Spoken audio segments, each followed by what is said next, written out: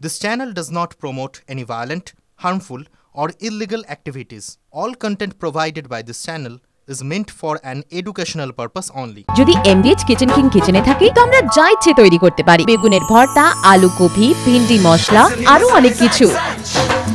MBH সামনে 26 নির্বাচন, তাই প্রত্যেকটা রাজনৈতিক দল তারা নিজেদের মতো করে স্ট্র্যাটেজি ঠিক করে ফেলেছে। শুভেন্দু অধিকারী সন্দেশখালীতে সভা ছিল, সেখান থেকে কোথাও একটা খয়রাতি টোপ দিলেন। তিনি কি বললেন যে 500 এবং 1000-এ নিজেদের শাখা পলা বিসর্জন দেবেন না।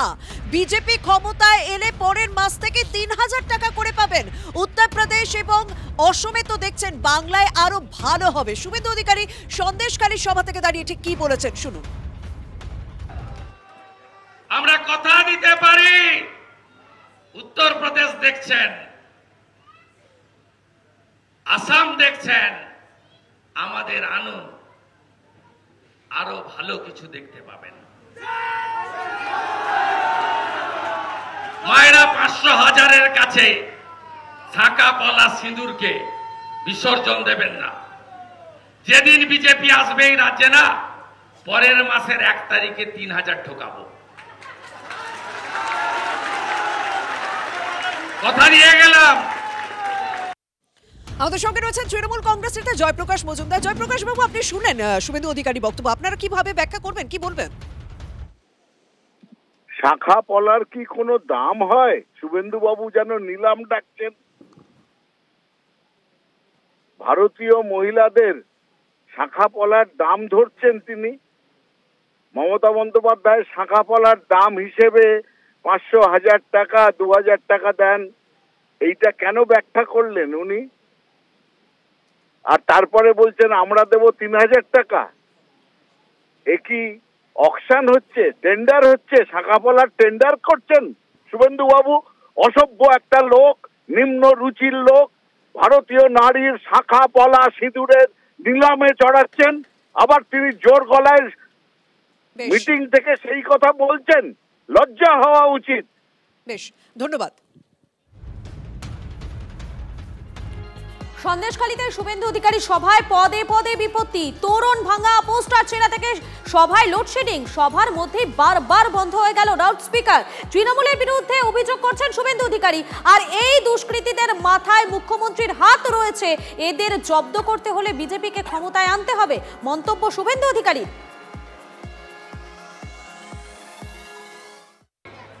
পশ্চিমবাংলার হিন্দুদের ঐক্যবদ্ধ হওয়ার আবেদন করব, কারণ হিন্দুরা যদি এক না হন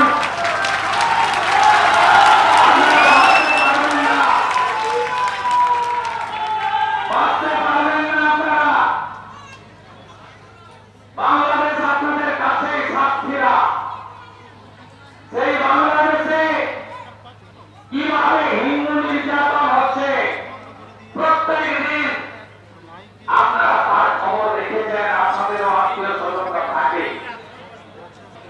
রাতের অন্ধকারে আজকে হিন্দু আত্মবলিদান দিবসে সন্দেশখালীর কারবারিতে আসার জন্য যে প্রচারকরণ হয়েছিল, তাকেও মধ্যরাত্রে এই গুন্ডারা ছেড়েছে। এদের পরিবর্তন হবে না, কারণ এদের মাথায় মমতা ব্যানার্জি খারাপ হাত আছে। খারাপ সবসময় এদেরকে প্রোটেকশন করে, তাই এরা বেপরোয়া।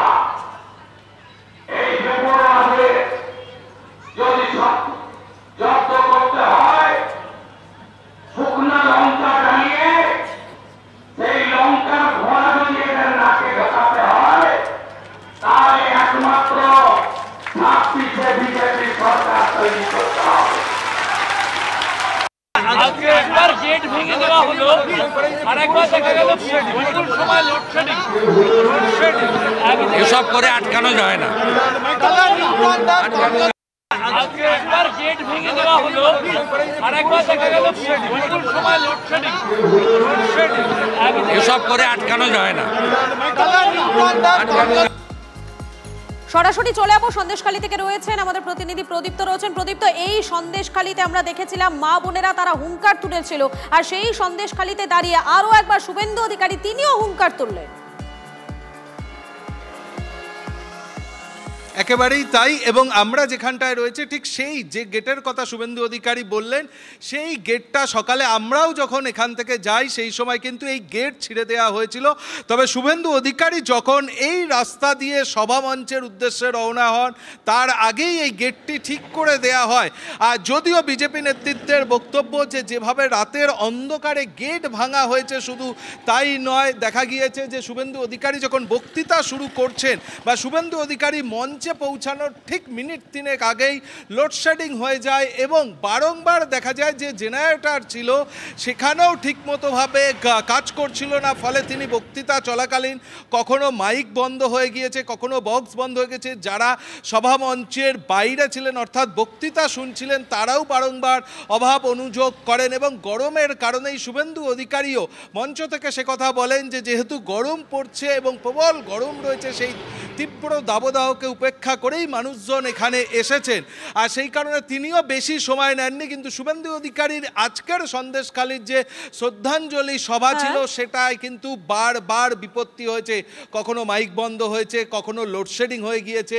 সভা শুরুর আগে এই যে প্রচার গেট ছিল শুভেন্দু অধিকারীর সবার জন্যে বয়ারমারি এবং কলুপাড়ার মাঝখানে অবস্থিত, আর সেই গেট ভেঙে দেওয়া হয়। যদিও শুভেন্দু অধিকারীদের বক্তব্য যে সন্দেশখালীতে এসব করে তাদেরকে কোনোভাবেই থামানো যাবে না, এবং আজকের বক্তৃতায় বারংবার শুভেন্দু অধিকারী এখানের হিন্দুদের এক থাকার কথা তিনি বারংবার বলেছেন। হিন্দুদের একত্রিত থাকার যে বার্তা, সেই বার্তা কোথাও গিয়ে সন্দেশখালীর মাটি থেকে দাঁড়িয়ে আরো একবার দিলেন বিরোধী দলনেতা শুভেন্দু অধিকারী। ধন্যবাদ তোমাকে প্রদীপ্ত।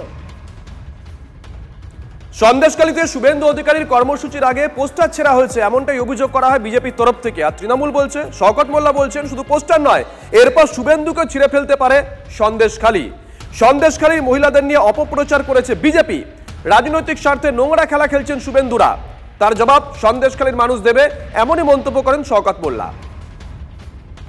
দেখুন, তৃণমূলের উপর দোষ দিয়ে কোনো লাভ নেই, এটা সম্পূর্ণ ওদের নিজস্ব গোষ্ঠীদ্বন্দ্ব।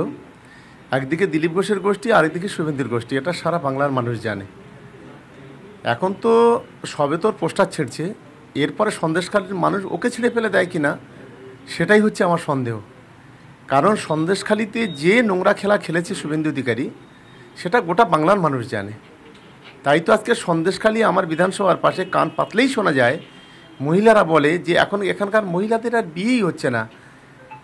কারণ এমন প্রপাগান্ডা এমনভাবে প্রচার করেছিল যে সন্দেশখালীর মহিলা মানে নির্যাতিতা, সন্দেশখালী মহিলা মানে আরও অনেক কিছু। এই সমস্ত কাণ্ডের মূল নায়ক ছিল এই শুভেন্দু অধিকারী। রাজনৈতিক স্বার্থ চরিতার্থ করতে গিয়ে যে নোংরা খেলা খেলেছে, আগামী দিনে শুধু পোস্টার নয় আরও অনেক ঘটনা ঘটবে বলে আমার অন্তত মনে হচ্ছে। তাই আমি প্রশাসনকে অনুরোধ করব যে সেই দিকটা একটু নজর দেওয়ার জন্য।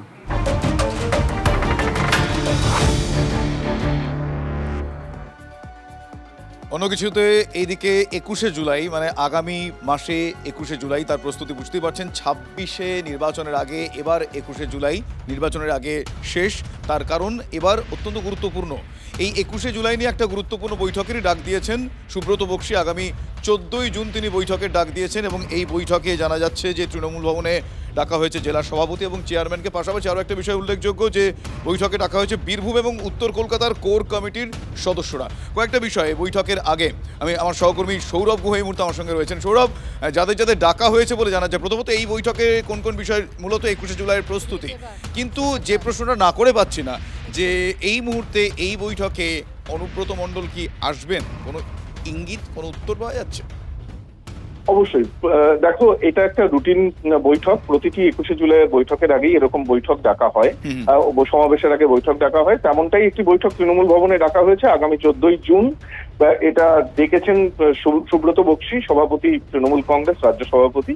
অবশ্যই এখানে খুব গুরুত্বপূর্ণ যে সময়কালের মধ্যে বৈঠক, সেখানে বীরভূম কোর কমিটি আসছে, অবশ্যই অনুব্রত মণ্ডলেরও আসার কথা। অনুব্রত মণ্ডল নিয়ে কি দল বা সুব্রত বক্সী আলাদা করে বসবেন, এই বৈঠকের বাইরে আলাদা করে বসবেন, বা কোনো নির্দেশিকা কি দেবেন, এটা নিশ্চয়ই সবার নজরে থাকবে। এছাড়া সার্বিকভাবে সমস্ত জেলার সভাপতি এবং চেয়ারম্যানরা উপস্থিত থাকবেন। 26-এর নির্বাচনের আগে মমতা বন্দ্যোপাধ্যায়ের এই 21শে জুলাই নিঃসন্দেহে খুবই তাৎপর্যপূর্ণ। তার প্রস্তুতি শুরু করে দিলেন রাজ্য সভাপতি। 14ই জুন ডাকলেন বৈঠক। ধন্যবাদ সৌরভ। আরে কম দে কিন্তু খাঁটি দে, MDH কাশ্মীরি লাল লঙ্কার গুঁড়ো। MDH